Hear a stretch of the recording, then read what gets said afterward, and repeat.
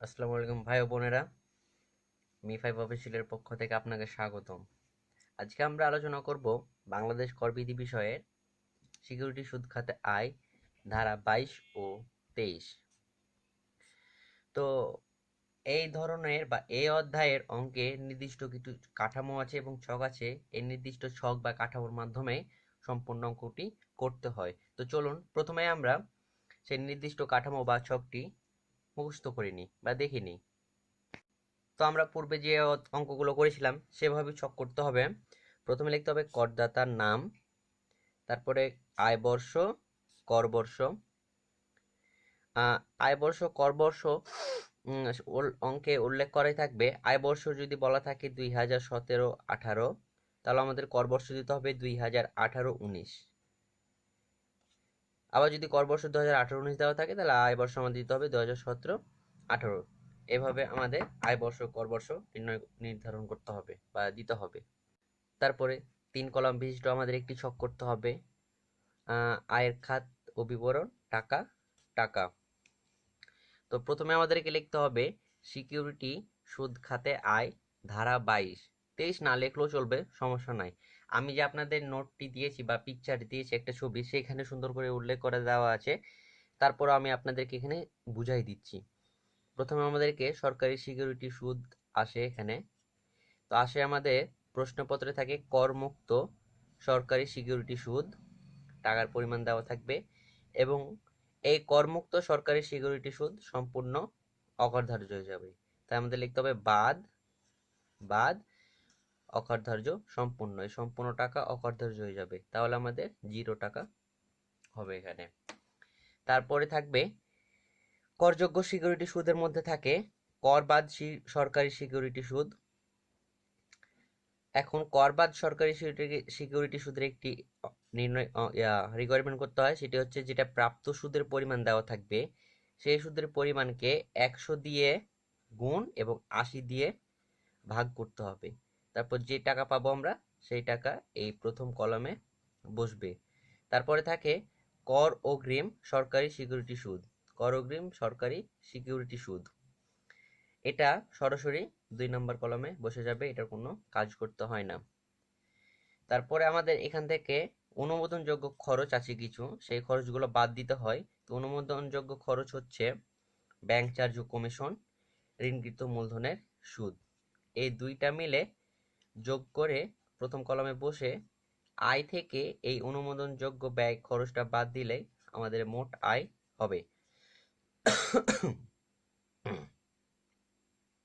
তারপরে আসি বাণিজ্যিক সরকারি সিকিউরিটি সুদ। তো বাণিজ্যিক সরকারি সিকিউরিটি আবার দুই ধরনের হয়ে থাকে।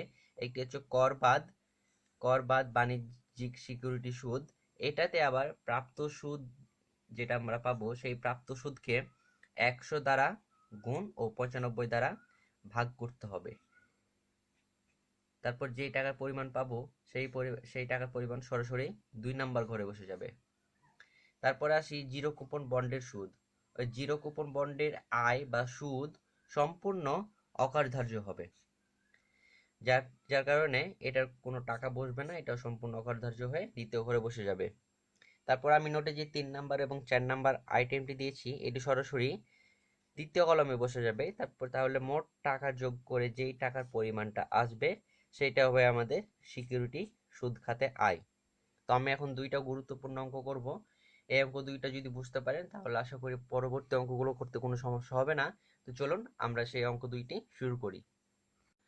প্রথমে আমরা যে অঙ্কটি করব সেই অঙ্কটি হচ্ছে, লেখা আছে নিম্নলিখিত তথ্যাবলী থেকে জনাব হান্নানের 2017-18 আয়বর্ষের জন্য সিকিউরিটি সুদ খাতে করযোগ্য আয় গণনা করো। প্রথমে দেওয়া আছে করমুক্ত সরকারি সিকিউরিটি সুদ 8,000 টাকা, 12% অনুমোদিত বাণিজ্যিক সিকিউরিটি সুদ 9,000 টাকা এবং 18% অননুমোদিত মানে যেটা অনুমোদন হয়নি সেই বাণিজ্যিক সুদ সিকিউরিটির মূল্য 20,000 টাকা দেওয়া আছে। মানে এটা মূল্য দেওয়া আছে কিন্তু, আর এগুলো কিন্তু সুদের পরিমাণ দেওয়া আছে। এবং জিরো কুপন বন্ডের সুদ দেওয়া আছে 12,000 টাকা। এবং নিচে বলেছে উপরিউক্ত সুদসমূহ আদায়ের জন্য ব্যাংক ৩,২৬০ টাকা চার্জ করেছে। এছাড়া 12% অনুমোদিত বাণিজ্যিক ঋণপত্র ক্রয়ের জন্য তিনি 8% সুদে 40,000 টাকা ব্যাংক হতে ঋণ গ্রহণ করেছেন। তাহলে আমরা এখন অঙ্কটি করে ফেলি। তার আগে আবার বুঝে নিই যে এই যে 12%, 2 নম্বরে যে 12% অনুমোদিত বাণিজ্যিক সরকারি সিকিউরিটি সুদ যে 9,000 টাকা আছে, এই 12% অনুমোদিত বাণিজ্যিক সিকিউরিটি সুদ ক্রয়ের জন্য তিনি 8% হারে বা 8% সুদে 40,000 টাকা অতিরিক্ত ব্যাংক থেকে ঋণ গ্রহণ করেছেন। আর বলেছে উপরিউক্ত মানে যে সুদসমূহ আদায়ের জন্য ব্যাংক আদায় করে দিয়েছে আপনাকে, যার কারণে ব্যাংক 3,260 টাকা চার্জ করেছে, মানে তাদের ফি নিয়েছে বা কমিশন নিয়েছে। তো এখানে আমাদেরকে রিকোয়ারমেন্ট করতে হবে, যেটা অঙ্কের মাধ্যমে আমি আপনাদেরকে বুঝিয়ে দিব। তো সমাধান করার জন্য আমাদেরকে 3 কলাম বিশিষ্ট একটি ঘর করতে হবে। প্রথমে আয়ের খাত, টাকা, টাকা। এখন প্রথমে আমাদেরকে লিখতে হয় সিকিউরিটি সুদ খাতে আয়, এবং হেডলাইন তো আপনাদের জানাই আছে কি কি লিখতে হবে, শুধু এখানে সিকিউরিটি সুদ খাতে আয় কথাটা যুক্ত করতে হবে, আর যা আগে যা আইটেম ছিল সেগুলোই। তো প্রশ্নপত্রে আমাদের দেওয়া আছে কি যে করমুক্ত সরকারি সিকিউরিটি সুদ। তো আমরা লিখেছি ক করমুক্ত সরকারি সিকিউরিটি সুদ 8,000 টাকা। বন্ধুরা, ভাই ও বোনেরা, আপনারা একটি জিনিস লক্ষ্য করবেন, যদি করমুক্ত এই কথাটি যদি উল্লেখ থাকে তাহলে আমাদেরকে সম্পূর্ণ অকার্যধার্য বাদ দিতে হবে। তাহলে যেহেতু লেখা আছে করমুক্ত সরকারি সিকিউরিটি সুদ 8,000 টাকা, তাই আমরা এটাকে বাদ দিব, অকার্যধার্য সম্পূর্ণ 8,000 টাকা, তাহলে আমাদের থাকে 0 টাকা। তারপর 2 নম্বরে বলেছে যে 12% অনুমোদিত বাণিজ্যিক সিকিউরিটি সুদ 9,000 টাকা। যেহেতু করযোগ্য বাণিজ্যিক সিকিউরিটি সুদ এখন আমরা লিখবো, আমরা সূত্রে দেখেছিলাম যে করযোগ্য বাণিজ্যিক সিকিউরিটি সুদ আছে দুইটা, একটি অনুমোদিত একটি অনুমোদিত। তো আমরা লিখেছি অনুমোদিত। প্রথমে আপনারা এটা এই যে এই হেডলাইনটুকু দিলেও হবে, না দিলেও হবে, সরাসরি আপনারা যদি 2 নাম্বার আইটেম লিখে দেন যে অনুমোদিত বাণিজ্যিক সিকিউরিটি সুদ 9,000 টাকা, আর লেখা আছে অনুমোদিত বাণিজ্যিক সিকিউরিটির মূল্য। এখানে সুদের পরিমাণ যদি থাকে তাহলে সরাসরি 2 নাম্বার না টাকার পরিমাণ বসে যাবে, আর যদি মূল্য বলা হয়ে থাকে তাহলে যত পার্সেন্ট মূল্য না যত পার্সেন্ট দেওয়া থাকবে এবং যত মূল্য দেওয়া হবে সেটার বের করে নিতে হবে। এখানে সুদের পরিমাণ দেওয়া আছে, যার কারণে আমি সরাসরি বসাই দিলাম। এবং আরেকটা আছে 3 নাম্বার আছে যে 18% অনুমোদিত বাণিজ্যিক সিকিউরিটির মূল্য। যেহেতু মূল্য কথাটি উল্লেখ আছে, যার কারণে আমি এই 20,000 গুণিত 18% বের করে নিলাম। তাহলে 20,000 18% হয় 3,600 টাকা। তো এই 9,000 আর 3,600 যোগ করলে আসে 12,600, সেটা আমি 2 নাম্বার ঘরে বসাই দিলাম।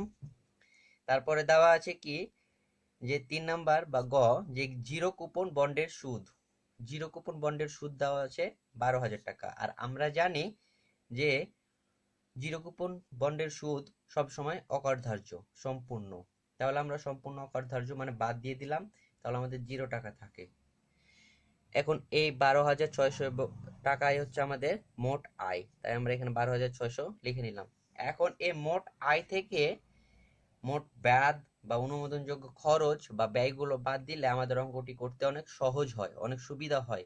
তাছাড়া আপনি যদি এই ব্যাংক চার্জ বা অনুমোদনযোগ্য আমরা যদি প্রথমেই বের করে দিতাম, তাহলে যে এখন যে ব্যাংক চার্জ আছে এই ব্যাংক চার্জ নির্ণয় করতে অনেক ঝামেলা হতো, কারণ জিরো কুপন বন্ডের সুদের ওপরে দিতে হতো বা এই ফাঁকা জায়গাটুকু আমাদেরকে এই অনুমোদনযোগ্য খরচটা দিতে হতো, যার কারণে এই ব্যাংক চার্জ নির্ণয় করার সময় অনেক ঝামেলা হতো, কারণ ব্যাংক চার্জ নির্ণয় করতে এই জিরো কুপন বন্ডের অন্তর্ভুক্ত আছে।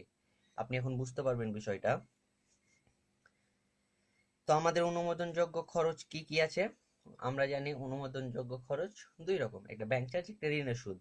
এবং প্রশ্নে বলা আছে যে উপরোক্ত সুদ সমূহ আদায়ের জন্য ব্যাংক 3,260 টাকা চার্জ করেছে। মানে এই সুদগুলো যে আদায়ের জন্য ব্যাংক 3,260 টাকা চার্জ করেছে, কিন্তু আমাদের প্রশ্নে আছে আয় আছে 12,600 টাকা। এখন আমরা সুদ আরো বেশি পাওয়ার কথা, কারণ যে এখানে যে বাদ দিয়ে দিয়েছি অকার্যধার্য, এইটা ধরিনি আমরা 12,600-র মধ্যে। তারপরে এই যে জিরো কুপন বন্ডের সুদ, এইটাও বাদ দিয়ে দিয়েছি। তো এই টোটাল টাকার পরিমাণে আমরা এখন নির্ণয় করব। তো আমরা অনুমোদন লিখবো বাদ অনুমোদনযোগ্য খরচ। তো অনুমোদনযোগ্য খরচ আছে আমাদের ব্যাংক চার্জ কত টাকা? ব্যাংক চার্জ প্রশ্নপত্রে দেওয়া হচ্ছে 3,260 টাকা। তো এই মনে খেয়াল করুন, এই 3,260 টাকা এটা প্রশ্নপত্রে দেওয়া আছে। আর এখন আমাদেরকে নির্ণয় করতে হবে যে আমরা পূর্বে যতগুলো আইটেম নির্ণয় করলাম, যেমন এই যে এই করমুক্ত সরকারি সিকিউরিটি সুদ 8,000 টাকা, অনুমোদিত বাণিজ্যিক সিকিউরিটি সুদ 9,000 টাকা, অনুমোদিত বাণিজ্যিক সিকিউরিটির মূল্য 3,600 টাকা, আর জিরো কুপন বন্ডের সুদ 12,000 টাকা। তো এই চারটা টাকার পর আর এই চারটা টাকার পরিমাণ যোগ করলে হয় আমাদের 32,600 টাকা। এই সুদ মানে যে সুদ নিয়েছে ব্যাংক বা চার্জ করেছে, সেই চার্জ ডিভাইডেড আমরা যে সুদ পেয়েছি, মোট সুদ বা টাকা বা আয়, সেটা দ্বারা ভাগ করব। আর যেটা আমরা পেয়েছি মোট 12,600 টাকা মোট সুদ, এটা দ্বারা গুণ করব, তাহলে আমাদের আসে 1,260 টাকা। আপনার বিষয়টি আরেকভাবে দেখতে পারেন, আমি দেখাই দিই আপনাদের। এই যে আমি টিকা লিখে আমি প্রশ্নপত্রের নিচে লিখে দিয়েছি যে ব্যাংক চার্জের পরিমাণ নির্ণয়। তো কর মুক্ত আমাদের ছিল 8,000 টাকা পেয়েছি, অনুমোদিত বাণিজ্যিক সিকিউরিটি সুদ পেয়েছি 9,000 টাকা, অনুমোদিত বাণিজ্যিক সিকিউরিটির মূল্য পেয়েছি 3,600 টাকা, আর জিরো কুপন বন্ডের সুদ পেয়েছিলাম আমরা 12,000 টাকা। এই টোটাল টাকার পরিমাণ যোগ করলে আসে আমাদের 32,600 টাকা। এবং আমাদের অনুমোদনযোগ্য খরচ ছিল 12,600 টাকা, মানে 9,000 টাকা এবং 3,600 টাকা। এটা ছিল আমাদের অনুমোদনযোগ্য খরচ। এখন অনুমোদনযোগ্য ব্যাংক চার্জ আমাদের নির্ণয় করতে হলে এই যে মোট যে আয় করেছি বা অনুমোদনযোগ্য যে খরচ আছে এবং আদায়ের জন্য যেই টাকা ব্যাংক চার্জ করেছে, এই তিনটা টাকার পরিমাণ নিয়ে আমাদের নির্ণয় করতে হবে। আমাদের প্রথমে ব্যাংক চার্জের পরিমাণটা লিখতে হবে, তারপরে আমাদেরকে যে এই যে আয়গুলো আমরা লিখেছি যে 32,600, এই আয়টা দিয়ে ভাগ করতে হবে আর গুণিত অনুমোদনযোগ্য খরচ দ্বারা গুণ করতে হবে। তাহলে আমরা পেয়ে যাব ব্যাংক চার্জের পরিমাণ। এভাবে ব্যাংক চার্জ পরিমাণ নির্ণয় করতে হবে আপনাদেরকে। মানে পূর্বের অঙ্কে যতগুলো ব্যাংক চার্জ, মানে পূর্বের অঙ্ক যে এই যে চারটা আইটেম নির্ণয় করেছেন, এই চারটা আইটেমের টাকা যোগ করে আপনারা 4 টাকার পরিমাণ যোগ করতে হবে। তারপর ব্যাংক যে চার্জের উপরে ব্যাংক চার্জের পরিমাণ, তারপরে যোগ করে যে টাকা পাবেন সেই টাকার পরিমাণ, গুণিত অনুমোদনযোগ্য খরচ যে টাকা পাবেন সেই টাকা দিয়ে গুণ করলে আমাদের ব্যাংক চার্জের পরিমাণ বের হয়ে আসবে। এভাবে ব্যাংক চার্জ নির্ণয় করতে হয়। তো আমাদের ব্যাংক চার্জ আমরা পেয়েছি 1,260 টাকা, এবং ঋণের সুদ প্রশ্নপত্রে বলা হয়েছে যে 8% সুদে 40,000 টাকা ব্যাংক হতে ঋণ গ্রহণ করেছেন। তাই 40,000 এখানে 40,000 গুণিত 8% হবে, এখানে 12%, 8%, তাহলে 4 8 32, 40,000 8% হয় 3,200। এই 1,260 এবং 3,200 যোগ করলে আসে 4,460। যেহেতু আমরা এটা বাদ দিব অনুমোদনযোগ্য খরচটা, তাহলে আমাদের 12,600 থেকে 4,460 টাকা বাদ দিলে থাকে 8,140। এটা হচ্ছে আমাদের করযোগ্য সিকিউরিটি খাতে আয়।